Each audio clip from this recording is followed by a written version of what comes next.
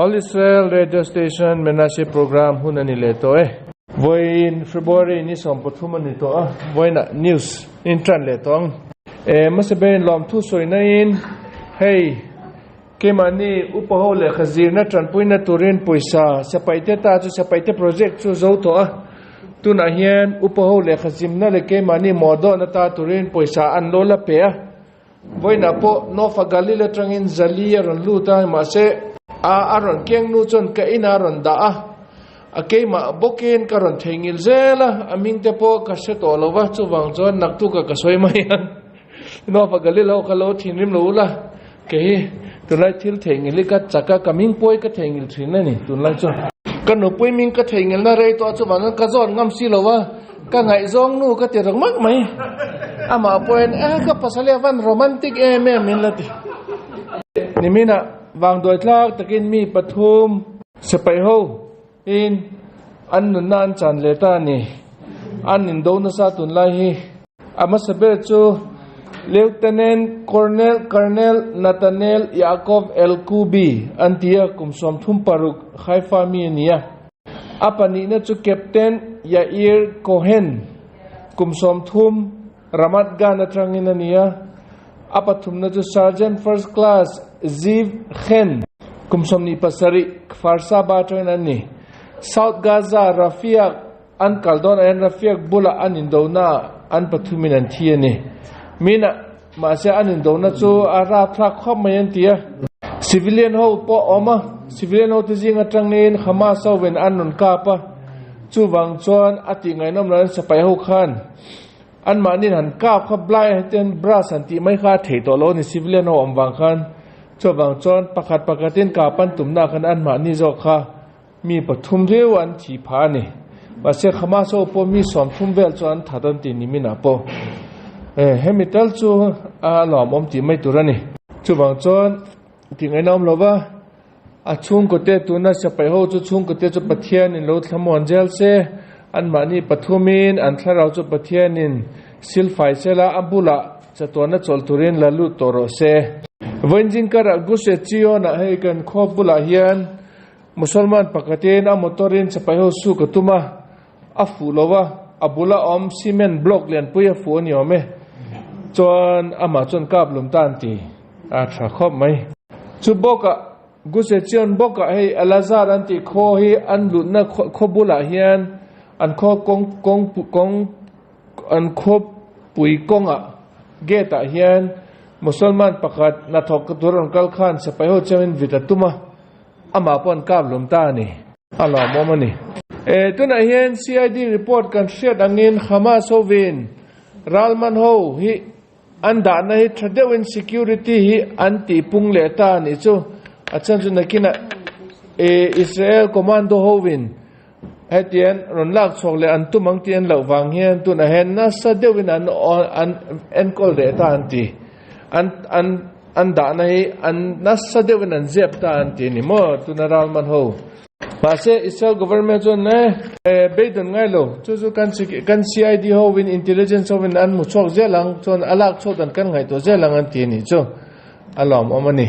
Israel government into na hian ke mani atangin delegation ti chumi in bek na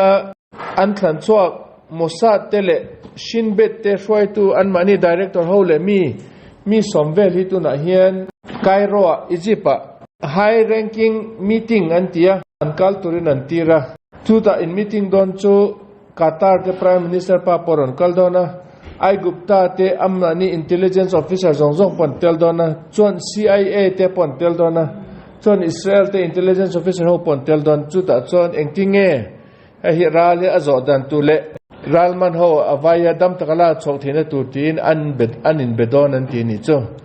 voin a hen an chok ta hemi be in be na tura chon ke mani train po mi an chok ta anti chon nimina khan hey Israel Air Force ho in Lebanon an be Lebanon a hian Hezbollah ho in thugruna mun tamto ki security englo intelligence ho in an chok le in chon Israel te government on shila sel government in no ho an tir chokin an thon chokin chon mun tam tok kha an kap set sak fe kan yo me Hezbollah mi ang zange thi chon la shlowa ma se an compound te an camp te khacha at chin na sakhop mai anti alam omani mai ni chon nimina ai chafon ti north side ta musulman pakhat police on an mana enga tinge tin aru kira main khama sota turin poisa hi alo la khom alo tho khom ma chu khama so alo supply zela ni ome ama chu khama se zen alo ni chu an man ta ni alo mamani chuan nimin jan boka ei police ho le intelligence ho win thokdunin mun thana isel ramsung animin akhan khamas member ho mi som pasari an man cho ka ni ome chu an jon na re tonti an mani wanted list omania chu nimin akhan som pasari ta chon man chok ta ni alo mama chon ale lama thinim thlak takin om zia hi tu na chon news ron chonga isel ho ke manin thlona fighter jet F-35 anti America trangkan le hi apart pakhat ke man kan siam thatna a ke manin kan du dan taka modify kan ti na part hi pakhathi hole na tranga kan export hi omani ome export lo import kan import hole na trang kan le hi omani ome chu tu na hian hole na om ho musulman ngai na hovin mangai hovin hole na supreme court ne na hetia ke mani ramatran an mani fighter jet apart an le hi ti tan sak turani an chan an mani ne hi gaza civilian ho kapna nan mangani ti in englovani chu court case an the khuma an khinga chon holland supreme court po ani chon ti in tu na hian ti tan na order kha aron chota Israel government ke manin kan supply hi an thona part F-35 apart kan supply tu na tang supply lo tu ra ni ti in an englo ta an order an peta ni chu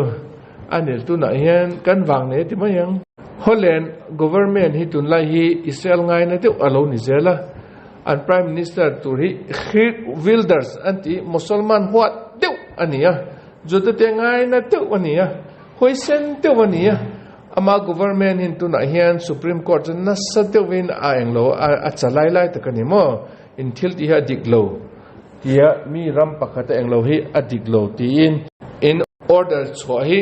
lale ro cancel ro ti in na satewin tu lai hi an dir lai takani alamo me zon ni mina yemen atanga hu thi ho an misol ho hian longlian pui pakat ron kalkha an lo muin an kho an ram pehian ron kalkan muwa hei poi juda tera matran ron chok ngai niang tin arrukin an mani po long tam tokin an kalin he mi long chu an kap chin na sakhop maya relo te nung a chon a longa om ho chon thuan ron walkie wireless in thuan ron te engating e min kap mi a ho ke mani iran atang nang mani silai keng ron kalkan ni an ti an thin rim je chu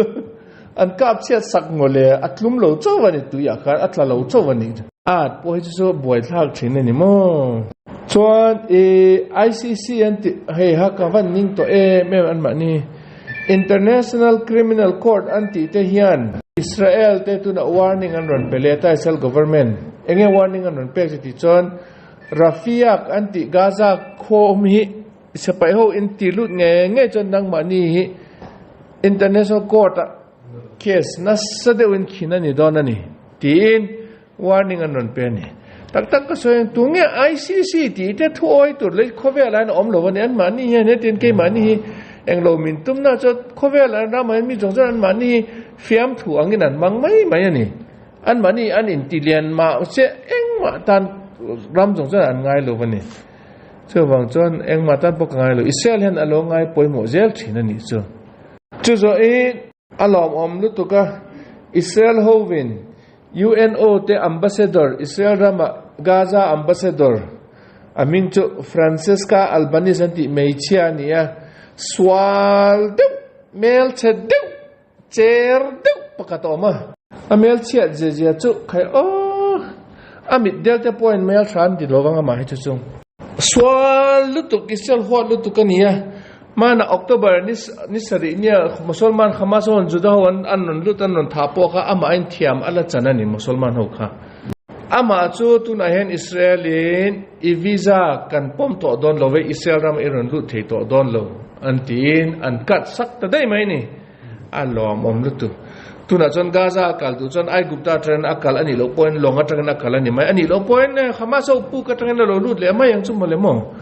chuan apon ram tlem kan soinga America rama an president pa Joe Biden na hi tun ahen ama party te pon an du to lo wani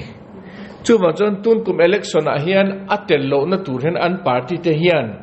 an ama hi tun kum election a chon in contest to sutin an dira ma ja ama adu lo wa oi ka contest lo don na ti ani pasu tun ahen atluk nge na turin ama party te tun ahen an som na sa an boy puin na sa Adam lo medical report ama official na hi report aron chok akhan ama chu athrato melo asko shet na po eng ma om to la mai dementia ne ni ti te kha report kha tam de kha anun je ka anu je thla ka sin medical report poi tu lai chu kan du anga siam the ni to ni doctor ho hi ama ka sin Donald Trump nen president englo na ta tu khan anin contest na tu khan ama eng ma boy lo tin an soya masetiu na char ama party te ngen an du to lo wang khan ti tlung na tu khan medical report kha ama ya boy to athlok ka boy to tin an je ta dai mai ni tuna ama party te democrat na an du chu Barack Obama nupui ti tur pon lo pasal ti turan zo kane Barack Obama pasal Michelle Obama Michael Obama kha tuna hen president tura contest turin an duani ama president an aron ni ngenge chon Obama ni le ngala ni president chon engeron omta ti chon tuna Joe Biden a vice president hi vai nuani Kamala Harris anti hi vai ni ani ma se apasali juda ni le ani ama hian eheu Joe Biden chu pai kan party hon pai an tum chon na thal du ke ma kan ni don ani tin tu na hian ama azo ki president tur khan an han in candidate thap mai ani Joe Biden shoi president ani thelo to chon ani thei to don lo chon ke ma kan ni mai alom tin ama tu an aron announce ta dai mai ni mo ano me democrat ho pon man ni an in swam na sa don ani atuna ka soi chu kan unaw te Mizoram omhon a shelo te en lo mai thia Obama anu pui dia khovel pum puin an share thi Michelle Obama ti meichia ani lo mi pa ani aming tak chu mai kalani athlak po atlang walai thlak po enula mi pa ania Obama ne atia ta tran mail share ania an pani ni hen mong ko huran nia chu ama hi meichia angin in siam ania an fa te poi an ma ni ta ni lowa anu pui po min an zo ta school te pen tu na chan nu pui angena en cheya he te nu ma se an she cheng lu tu kani korte aha ka thlak te poi na lak chan hel milai ta khi mi pa ta angen he tien aron pom chok thinani abo kani chu zo in me chenau pangho pon nan zo ta engtika nge nang le Obama inin nei ti po akum te po an zo ta pa shet po shelo soitur po shelo an in nei na record po omlo eng ma omlo Obama po hian interview ti na hian a chang chon a lo soi sol thina kele kan pui Michelle ti tur kha a theng le Michael aron ti zel voi thum vela ti kha ati to ni anu pui ni ro a pasal zo kan ni Obama zo kha me che zo kan ni tak a she ho nan soi fe kan ni chu ni she tak chon in YouTube a point thon jong ro Michelle Obama hi mi pa ni em tin jong ro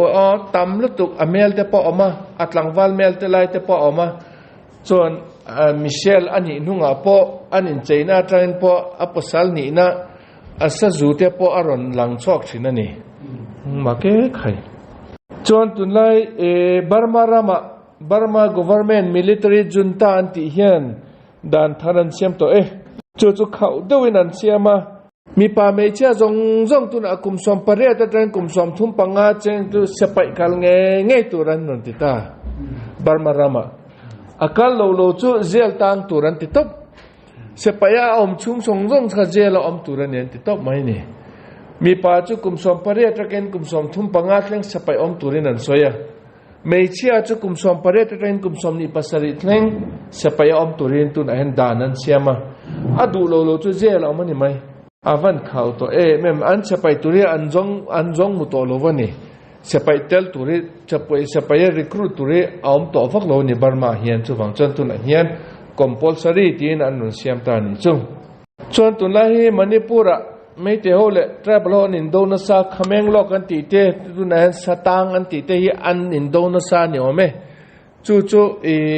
วันนั้นนิวส์อาคารเฮลส์ไม่เท่าตัวนั้นเฮียนมินหัวตักตัว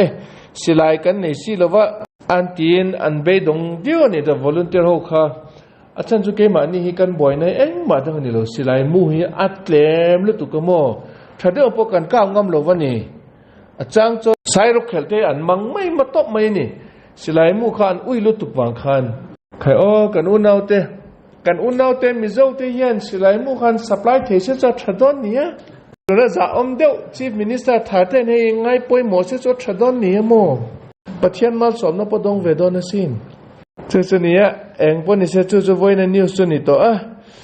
กันเบสเนี่ยจู่ประเทศเนี่ยกันเนี่ยไว้นะพอกันอุ่นเอาเตรัลโดเตมันนี่ปูระถึงกลางรัลโดโหตาตุเรนเกมันนี่ปตะเฮียนซ้ำกันเชียร์สกัดจู่วังจวนนั่งมันนี่พอโลเบดงสูละประเทศฉันชอบนะให้มิดขับช่วงพอประเทศฉันชอบนะคะเราแข่งเทนี่ตีขันเนี่ยจู่วังจวนเบดงสูประเทศนี่กันเกมันนี่กันทรในอดีตติจอนตู้มันมินเนี่ยโดนโลวันนี่จู่วังจวนวันนักกันเชียร์จงเตสามกันเชียร์เตเล่เชริตี้กันเปียกเตเล่ตรงใจนักกันสวยจงจะประเทศมิโลสันสักเซกันอุณาวเตอินเดียรามารัลโดเตเล่อิสราเอลรามาดาวโดเตจูอันรัลเนี่ยเงี้ยดูระดับตะการังกิเลนตุรินประเทศมิโลสันสักเจลโรเซ